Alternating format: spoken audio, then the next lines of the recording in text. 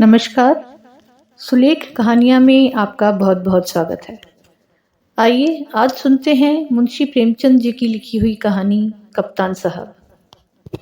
जगत सिंह को स्कूल जाना कुनेन खाने या मछली का तेल पीने से कम अप्रिय न था। वो सैलानी आवारा घुमक्कड़ युवक था। कभी अमरूद के बागों की ओर निकल जाता और अमरूदों के साथ माली की गालियां बड़े शौक से खाता। कभी दरिया की सैर करता और मल्लाहों की डोंगियों में बैठकर उस पार के देहातों में निकल जाता। गालियां खाने में उसे मजा आता था। गालियां खाने का कोई अवसर वो हाथ से न जाने देता। सवार के घोड़े के पीछे ताली बजाना, इक्कों के पीछे से पकड़कर अपनी ओर खींचना, बूढ़ों की चाल की नकल करना उसके मनोरंजन के विषय थे। आलसी काम तो नहीं करता, पर दुर्व्यसनों का दास होता है और दुर्व्यसन धन के बिना पूरे नहीं होते। जगत सिंह को जब अवसर मिलता घर के रुपए उड़ा ले जाता। नगद ना मिले तो बर्तन और कपड़े उठा ले जाने में भी उसे संकोच ना होता था।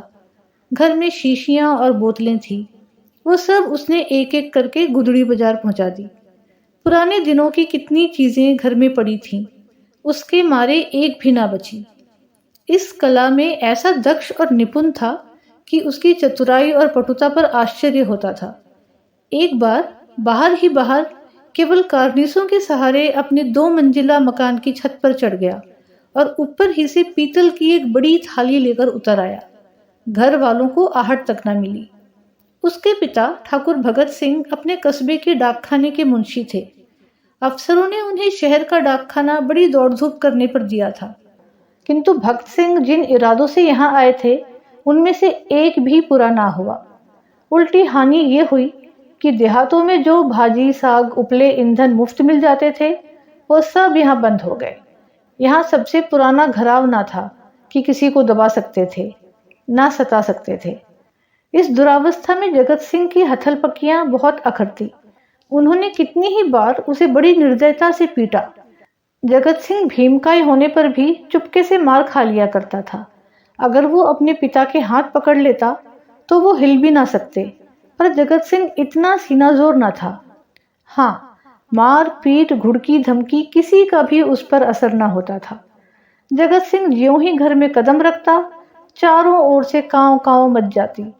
माँ दूर दूर करके दौड़ती, बहनें गालियां देने लगती, मानो घर में कोई सांड घुस आया हो। घर ताले उसकी सूरत में जलते थे। इन तिरस्कारों ने उसे निर्लज्ज बना दिया था। कष्टों के ज्ञान से वो निर्द्वंद सा हो गया था। जहाँ नींद आ जाती वहीं पड़ा रहता, जो कुछ मिल जाता वही खा लेता। ज्यों ज्यों घर वालों को उसकी चोर कला के गुप्त साधनों का ज्ञान होता जाता था, वे उससे चौकन्ने होते जाते थे। यहाँ तक कि एक बार पूरे महीने भर तक उसकी दाल ना गली। चरस वाले के कई रुपए ऊपर चढ़ गए। गांजे वाले ने धुआंधार तकाजे करने शुरू कर दिए। हलवाई कड़वी बातें सुनाने लगा। बेचारे जगत का निकलना मुश्किल हो गया। रात दिन ताक झांक में रहता, पर घात ना मिलता था। आखिर एक दिन बिल्ली के भागों छीका टूटा। भक्त सिंह दोपहर को डाकखाने से चले तो एक बीमा रजिस्ट्री जेब में डाल ली। कौन जाने कोई हरकारा या डाकिया शरारत कर जाए, किंतु घर आए तो लिफाफे को अचकन की जेब से निकालने की सुधि नहीं रही। जगत सिंह तो ताक लगाए हुए था ही। पैसे के लोभ से जेब टटोली तो लिफाफा मिल गया। उस पर कई आने के टिकट लगे थे। वो कई बार टिकट चुराकर आधे दामों पर बेच चुका था। झट लिफाफा उड़ा लिया। यदि उसे मालूम होता कि उसमें नोट हैं तो कदाचित वो ना छूता, लेकिन जब उसने लिफाफा फाड़ डाला और उसमें से नोट निकल पड़े तो वो बड़े संकट में पड़ गया। वो फूटा हुआ लिफाफा गला फाड़कर उससे दुष्कृत्य को धिक्कारने लगा। उसकी दशा उस शिकारी की सी हो गई जो चिड़ियों का शिकार करने जाए और अनजाने में किसी आदमी पर निशाना मार दे।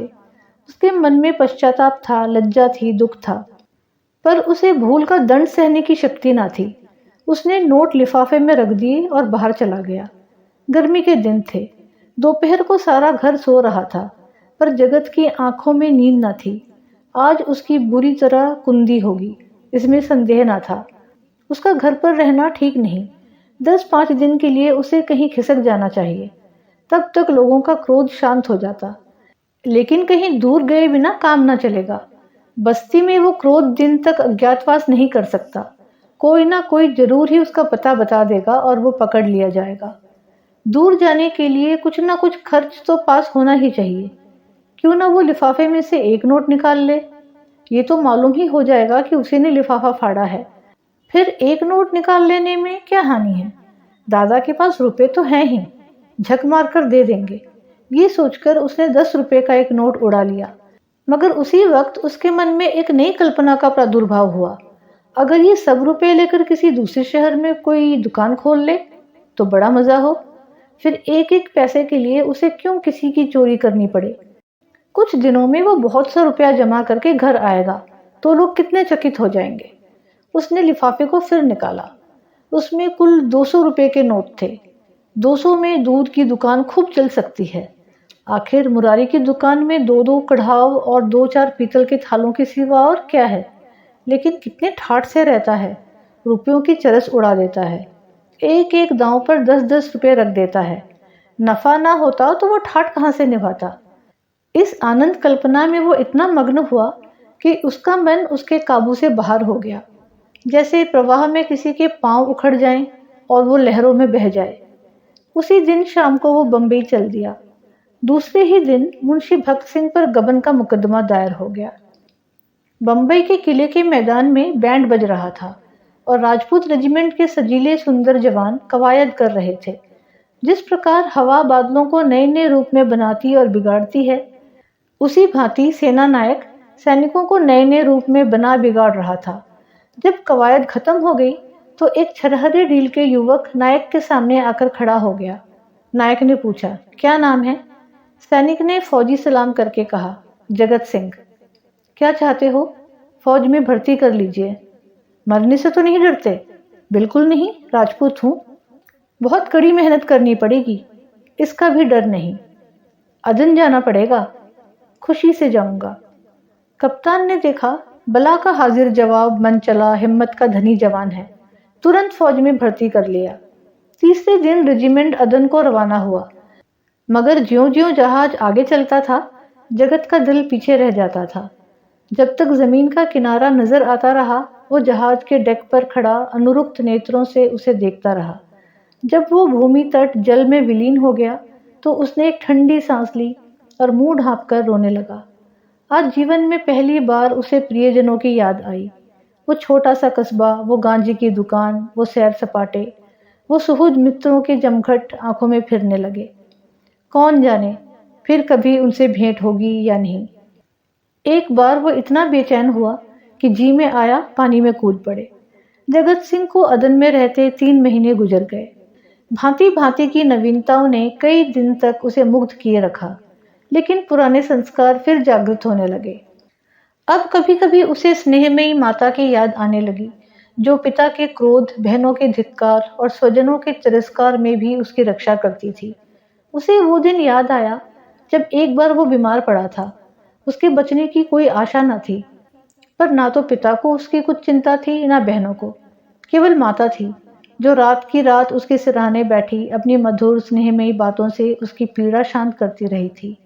उन दिनों कितनी बार उसने उस देवी को नीव रात्रि में रोते देखा था। वो स्वयं रोगों से जीर्ण हो रही थी, लेकिन उसकी सेवा शुश्रूषा में वो अपनी व्यथा को ऐसे भूल गई थी मानो उसे कोई कष्ट ही नहीं। क्या उसे माता के दर्शन फिर होंगे? वो इसी शोभ और नैराश्य में समुद्र तट पर चला जाता और घंटों अनंत जल प्रवाह को देखा करता। कई दिनों से उसे घर पर एक पत्र भेजने की इच्छा हो रही थी, किंतु लज्जा और ग्लानि के कारण वो टालता जाता था। आखिर एक दिन उससे न रहा गया। उसने पत्र लिखा और अपने अपराधों के लिए क्षमा मांगी। पत्र आदि से अंत तक भक्ति से भरा हुआ था। अंत में उसने इन शब्दों में अपनी माता को आश्वासन दिया था, माता जी, मैंने बड़े बड़े उत्पात किए हैं। आप लोग मुझसे तंग आ गए थे। मैं उन सारी भूलों के लिए सच्चे हृदय से लज्जित हूँ और आपको विश्वास दिलाता हूँ कि जीता रहा तो कुछ न कुछ करके दिखाऊंगा। तब कदाचित आपको मुझे अपना पुत्र कहने में संकोच ना होगा। मुझे आशीर्वाद दीजिए कि अपनी प्रतिज्ञा का पालन कर सकूं। ये पत्र लिखकर उसने डाकखाने में छोड़ा और उसी दिन से उत्तर की प्रतीक्षा करने लगा। किंतु 1 महीना गुजर गया और कोई जवाब न आया। उसका जी घबराने लगा। जवाब क्यों नहीं आता? कहीं माताजी बीमार तो नहीं हैं? शायद दादा ने क्रोधवश जवाब न लिखा हो। कोई और विपत्ति तो नहीं आ पड़ी? कैंप में एक वृक्ष के नीचे कुछ सिपाहियों ने शालिग्राम की एक मूर्ति रख छोड़ी थी। कुछ श्रद्धालु सैनिक रोज उस प्रतिमा पर जल चढ़ाया करते थे। जगत सिंह उनकी हंसी उड़ाया करता था, पर आज वह विक्षिप्तों की भांति प्रतिमा के सम्मुख जाकर बड़ी देर तक मस्तक झुकाए बैठा रहा। वो इसी ध्यानावस्था में बैठा था कि किसी ने उसका नाम लेकर पुकारा। ये दफ्तर का चपरासी था और उसके नाम की चिट्ठी लेकर आया था। जगत सिंह ने पत्र हाथ में लिया तो उसकी सारी देह कांप उठी। ईश्वर की स्तुति करके उसने लिफाफा खोला और पत्र पढ़ा। लिखा था, तुम्हारे दादा को गबन के अभियोग में 5 वर्ष की सजा हो गई। तुम्हारी माता इस शोक में मरणासन्न है। छुट्टी मिले तो घर चले आओ। जगत सिंह ने उसी वक्त कप्तान के पास जाकर कहा, हुजूर, मेरी माँ बीमार है, मुझे छुट्टी दे दीजिए। कप्तान ने कठोर आंखों से देखकर कहा, अभी छुट्टी नहीं मिल सकती, तो मेरा इस्तीफा ले लीजिए। अभी इस्तीफा नहीं लिया जा सकता। मैं अब एक क्षण भी यहाँ नहीं रह सकता। रहना पड़ेगा। तुम लोगों को बहुत जल्द लाभ पर जाना पड़ेगा। लड़ाई छिड़ गई? आह, तब मैं घर नहीं जाऊंगा। हम लोग कब तक यहाँ से जाएंगे? बहुत जल्द, 2 ही 4 दिनों में। 4 वर्ष बीत गए। कैप्टन जगत सिंह का सा योद्धा उस रेजिमेंट में नहीं है। कठिन अवस्थाओं में उसका साहस और भी उत्तेजित हो जाता है। जिस मुहिम में सबकी हिम्मतें जवाब दे जाती हैं, उसे सर करना उसी का काम है। हल्ले और धावे में वो सदैव सबसे आगे रहता है। उसकी त्योरियों पर कभी मैल नहीं आता। उसके साथ ही वो इतना विनम्र, इतना गंभीर, इतना प्रसन्नचित है कि सारे अफसर और मातहत उसकी बड़ाई करते हैं। उसका पुनर्जीवन सा हो गया है। उस पर अफसरों को इतना विश्वास है कि अब वो प्रत्येक विषय में उससे परामर्श करते हैं। जिससे पूछिए वही वीर जगत सिंह की विरुद्धावली सुना देता है। कैसे उसने जर्मनों के मैगजीन में आग लगाई, कैसे अपने कप्तान को मशीन गनों की मार से निकाला, कैसे अपने एक मातहत सिपाही को कंधे पर लेकर निकल आया। ऐसा जान पड़ता था उसे अपने प्राणों का मोह नहीं, मानो वो काल को खोजता फिरता हो। लेकिन नित्य रात्रि के समय जब जगत सिंह को अवकाश मिलता है, वो अपनी छोलदारी में अकेले बैठकर घर वालों की याद कर लिया करता है। 2-4 आंसू की बूंदें अवश्य गिरा देता है। वो प्रतिमास अपने वेतन का बड़ा भाग घर भेज देता है और ऐसा कोई सप्ताह नहीं जाता जबकि वो माता को पत्र न लिखता हो। सबसे बड़ी चिंता उसे अपने पिता की है, जो आज उसी के दुष्कर्मों के कारण कारावास की यातना झेल रहे हैं। हाय, वो कौन दिन होगा जबकि वो उनके चरणों पर सर रखकर अपना अपराध क्षमा कराएगा और वो उसके सर पर हाथ रखकर आशीर्वाद देंगे। 4.25 वर्ष बीत गए। संध्या का समय है। नैनी जेल के द्वार पर भीड़ लगी हुई है। कितने ही कैदियों की मियाद पूरी हो गई है। उन्हें लिवा जाने के लिए उनके घरवाले आए हुए हैं। किंतु बूढ़ा भक्त सिंह अपनी अंधेरी कोठरी में सर झुकाए उदास बैठा हुआ है। उसकी कमर झुककर कमान हो गई है। देह अस्थि पिंजर मात्र रह गई है। ऐसा जान पड़ता है किसी चतुर शिल्पी ने एक अकाल पीड़ित मनुष्य की मूर्ति बनाकर रख दी है। उसकी भी मियाद पूरी हो गई है, लेकिन उसके घर से कोई नहीं आया। आए कौन? आने वाला था ही कौन? एक बूढ़े किंतु हृष्ट पुष्ट कैदी ने आकर उसका कंधा हिलाया और बोला, चलो भगत, कोई घर से आया? भक्त सिंह ने कंपित कंठ स्वर से कहा, घर पर है ही कौन? घर तो चलोगे ही। मेरे घर कहाँ है? तो क्या यहीं पड़े रहोगे? अगर ये लोग निकाल ना दे तो यहीं पड़ा रहूंगा। आज 4 साल के बाद भगत सिंह को अपने प्रताड़ित निर्वासित पुत्र की याद आ रही थी, जिसके कारण जीवन का सर्वनाश हो गया। आबरू मिट गई, घर बर्बाद हो गया। उसकी स्मृति भी असहाय थी, किंतु आज नैराश्य और दुख के अथाह सागर में डूबते हुए उन्होंने उसी तिनके का सहारा लिया। ना जाने उस बेचारी की क्या दशा हुई। लाख बुरा है तो भी अपना लड़का है, खानदान की निशानी तो है। मरूंगा तो 4 आंसू तो बहाएगा, 2 चुल्लू पानी तो देगा। हाय, मैंने उसके साथ कभी प्रेम का व्यवहार नहीं किया। जरा भी शरारत करता तो यमदूत की भांति उसकी गर्दन पर सवार हो जाता। एक बार रसोई में बिना पैर धोए चले जाने के दंड में मैंने उसे उल्टा लटका दिया था। कितनी बार केवल जोर से बोलने पर मैंने उसके तमाचे लगाए थे। पुत्र सा रत्न पाकर मैंने उसका आदर ना किया, उसी का दंड है। जहाँ प्रेम का बंधन शिथिल हो, वहाँ परिवार की रक्षा कैसे हो सकती है? सवेरा हुआ, आशा का सूर्य निकला। आज उसकी रश्मियाँ कितनी कोमल और मधुर थी। वायु कितनी सुखद, आकाश कितना मनोहर, वृक्ष कितने हरे भरे, पक्षियों का कलरव कितना मीठा। सारी प्रकृति आश के रंग में रंगी हुई थी। पर भक्त सिंह के लिए चारों ओर घना अंधकार था। जेल का अफसर आया। कैदी एक पंक्ति में खड़े हुए। अफसर एक एक नाम लेकर रिहाई का परवाना देने लगे। कैदियों के चेहरे आशा से प्रफुल्लित थे। जिसका नाम आता वो खुश खुश अफसर के पास जाता, परवाना लेता, झुककर सलाम करता और तब अपने विपत्ति काल के संयोगियों से गले मिलकर बाहर निकल जाता। उसके घर वाले दौड़कर उससे लिपट जाते। कोई पैसे लुटा रहा था, कहीं मिठाइयाँ बांटी जा रही थी, कहीं जेल के कर्मचारियों को इनाम दिया जा रहा था। आज नरक के पुतले विनम्रता के देवता बने हुए थे। अंत में भक्त सिंह का नाम आया। वो सर झुकाए आहिस्ता आहिस्ता जेलर के पास गए और उदासीन भाव से परवाना लेकर जेल के द्वार की ओर चले, मानो सामने कोई समुद्र लहरें मार रहा हो। द्वार से बाहर निकलकर वो जमीन पर बैठ गया। कहाँ जाए? सहसा उन्होंने एक सैनिक अफसर को घोड़े पर सवार जेल की ओर आते देखा। उसकी देह पर खाकी वर्दी थी, सर पर कारचोबी साफा, अजीब शान से घोड़े पर बैठा हुआ था। उसके पीछे पीछे एक फिटन आ रही थी। जेल के सिपाहियों ने अफसर को देखते ही बंदूकें संभाली और लाइन में खड़े होकर सलाम किया। भक्त सिंह ने मन में कहा, एक भाग्यवान वो है जिसके लिए फिटन आ रही है और एक अभागा मैं हूँ जिसका कहीं ठिकाना नहीं। फौजी अफसर ने इधर उधर देखा और घोड़े से उतरकर सीधे भक्त सिंह के सामने आकर खड़ा हो गया।